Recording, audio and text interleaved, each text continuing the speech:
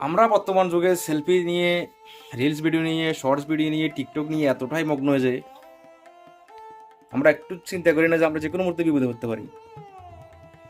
এই ভিডিওটা দেখুন, এটা ইন্ডিয়ার কোনো এক জায়গার। দেখেন, একটা পরিবার সবার চোখের সামনে কিভাবে পানিতে বেশি চলে গেল, কিন্তু কেউ চেষ্টা করেও কিছু করতে পারতেছে না, কারণ সবাই জানার ভয় আছে। সবাই চেষ্টা করতেছে কিন্তু পারতেছে না ওদেরকে কোনোভাবে রক্ষা করার জন্য। খুবই দুঃখজনক একটা ঘটনা। দেখেন, একটা পরিবার কিভাবে চোখের সামনে, সবার চোখের সামনে চলে গেল। ছোট ছোট বাচ্চা আছে দুইটা, মেয়ে ছেলে আছে, পুরুষ আছে, মহিলা আছে, বৃদ্ধ, সবাই চলে গেল। খুবই দুঃখজনক। আসলে এই ধরনের ভিডিওগুলো দেখলে আসলে মন খুব খারাপ হয়ে যায়। ওরাও তো একটা পরিবার, একটা পরিবার মানে ধ্বংস, মানে তাদের পুরা শেষ। 14 গোষ্ঠী সবাই আর কে থাকবে না বেশি। এক ফ্যামিলির 8-10 জন লোক যদি একই দিন একই টাইম এভাবে চোখের সামনে বাসি চলে যায়, খুবই দুঃখজনক। ভিডিওটা দেখতে থাকেন।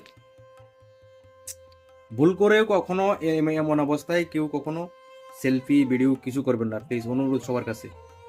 জান আগে ভাই, জান থাকলে তো বহুত কিছু করা যাবে। আগে নিজে বেঁচে থাকতে হবে। নিজে বেঁচে থাকলে সব কিছু সম্ভব, কিন্তু মরে গেলে কি আর কিছু আছে? কিছু নেই, শেষ। উফ,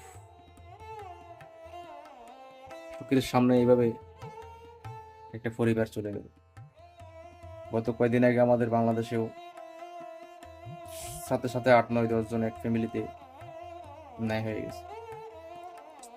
এসব দুর্ঘটনাগুলো দেখলে মন খারাপ হয়ে যায়, খুবই দুঃখ লাগে। আহ, আল্লাহ সবাইকে হেফাজত করুক। ভিডিওটি ভালো লাগলে সবাই শেয়ার করবেন, যাতে সবাই কিছু শিখতে পারে, বুঝতে পারে। এগুলো কিন্তু শিক্ষণীয় ভিডিও, এগুলো দেখলে সবার বোঝা উচিত, শিখা উচিত, মাথায় রাখা উচিত। তাই ভিডিওগুলো সবাই ছড়িয়ে দিবেন সবার মাঝে। ভালো থাকবেন সবাই।